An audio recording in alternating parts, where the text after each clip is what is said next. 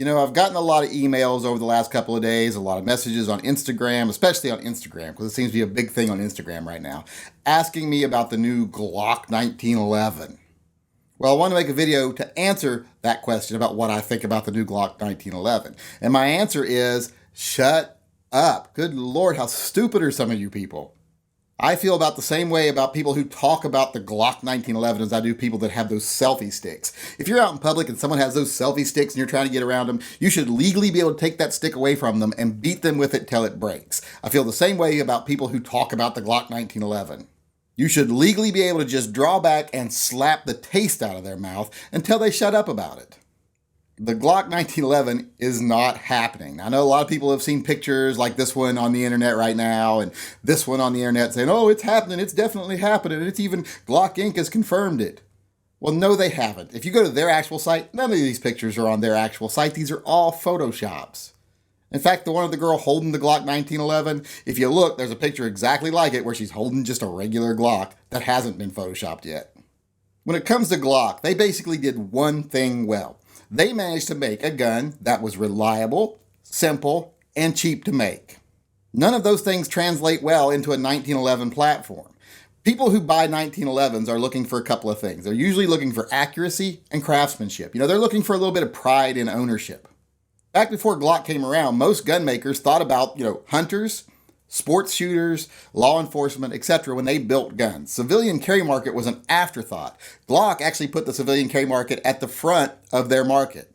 And they produced a gun so cheaply that was still reliable and dependable and durable that they could produce it at a cost where they could basically give it away to law enforcement, militaries, etc. and then use that as advertising for the civilian market. Glock is the opposite of most gun makers in the way that they hit the market. They use the professional market just as advertising. They don't make a lot of money off the professional market. They make their money off the civilian market. When other gun makers were making guns for, professional people that, civilian people could own too, Glock said, we're going to put a gun in every pot. And they found a way to do that. There were companies before Glock that dabbled in polymer frames and striker fired, everything that Glock basically did, but they didn't see it as enough of a market. They were short-sighted. They didn't think, there's really going to be a big market for this stuff. Glock knew there'd be a market for it, and they capitalized on it. But getting back to the 1911 or the Glock 1911 and why it will probably never happen is because, like I said, people who still buy 1911s buy them for accuracy. They buy them for competition shooting. They buy them for pride of ownership. Now, I know some people do still carry 1911s, and those people right now are getting really mad. They're stomping up and down, and they're taking their suspenders down, and they're getting ready to fight. I don't care if you carry a 1911. That's great. Don't get upset. Don't go stomping around, stepping on your testicles. You can carry a 1911 if you want to. I carry a wheel gun, so I'm not throwing any stones. I'm just saying, you're probably not the kind of people that would even want a Glock 1911, and Glock knows that. The same type of people that would want a 1911 aren't generally the same kind of people that would want a Glock. If Glock did make a 1911, they'd either have to make it like they make Glocks, to where it wouldn't be the most accurate 1911, it definitely wouldn't be the best made 1911, it wouldn't be the most valuable 1911, and those things are important to 1911 owners. So they either have to do it that way, the Glock way, or they have to do something totally different and try to build a precision 1911, which just isn't their forte.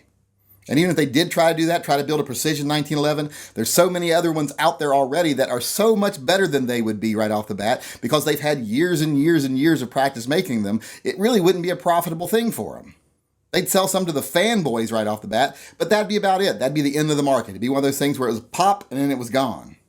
And even if you're someone that would carry a 1911, you would carry this Glock 1911, why wouldn't you just carry a regular Glock? A regular Glock would be about the same size, have more rounds, be simpler to use, have less chances for failure, and Glock knows that. So there's just not really a market for it. So people, quit falling for the Glock 1911 hoax. It isn't going to happen. This is a hoax. And if it does happen, if I'm wrong and it happens, well, all I got to say about that is Gaston needs to cut down his Viagra because it's cutting down the blood flow to his brain because that's a stupid decision. Because even if Glock did make a 1911, it isn't going to be the best 1911, it isn't going to be the best carry gun, and it isn't going to do what Glock has done for so long so well. It isn't going to be a great, affordable, easy to use carry gun. So even if they did make one, I don't see why anybody would even want it.